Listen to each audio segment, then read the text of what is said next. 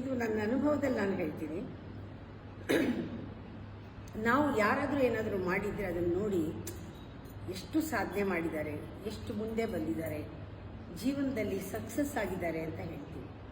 ಖಂಡಿತ ಅದನ್ನು ಜಡ್ಜ್ ಮಾಡಬೇಡಿ. ಯಾರಾದರೂ ಏನಾದರೂ ಮಾಡಿದ್ದನ್ನು ಗಳಿಸಿದ್ದನ್ನು ನೋಡಿ ಸಕ್ಸಸ್ ಅಂತ ಹೇಳಬೇಡಿ.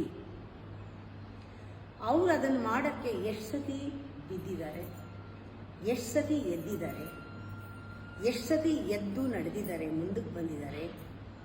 ಇದು ಅವ್ರ ಸಕ್ಸಸ್. ಅವರವತ್ತು ಬಿದ್ದಿದ್ದಾಗ ಹೇಳದೇ ಇದ್ದಿದ್ರೆ ಇದಾಗ್ತಿತ್ತಾ?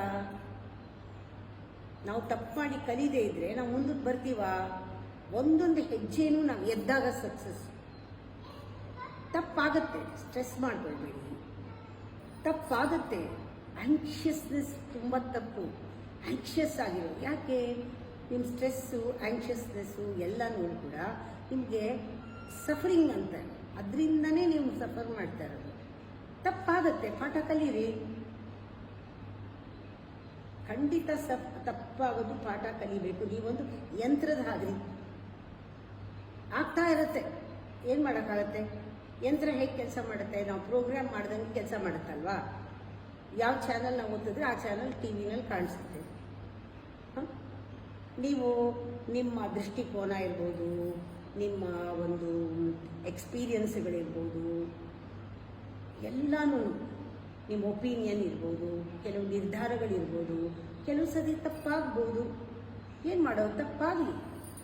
ತಪ್ಪಾದಾಗ ಬಿಟ್ಟುಬಿಡೋದು ಸರಿ ಇಲ್ಲ, ಅದು ಸೋಲು. ತಪ್ಪಾದಾಗ ಅದನ್ನು ತಿದ್ಕೊಂಡು ಪುನಃ ಅದನ್ನು ಮಾಡದೆ ಮತ್ತೆ ಮುಂದಕ್ಕೆ ಹೋಗೋದಿದೆಯಲ್ಲ, ಅದು ಸಕ್ಸಸ್ ಅಂತ. ಅದರಿಂದ ನಿಮಗೆ ಒಳ್ಳೆಯ ಆರೋಗ್ಯ ಬರುತ್ತೆ. ನೀವು ಕಲಿತಾ ಹೋಗ್ತಿರಲ್ಲ, ಅದು ಸಕ್ಸಸ್. ಪ್ರಾಸೆಸ್ನಲ್ಲಿ ಕಲಿಯೋದು ಅದು ನಿಜವಾದ ಸಕ್ಸಸ್.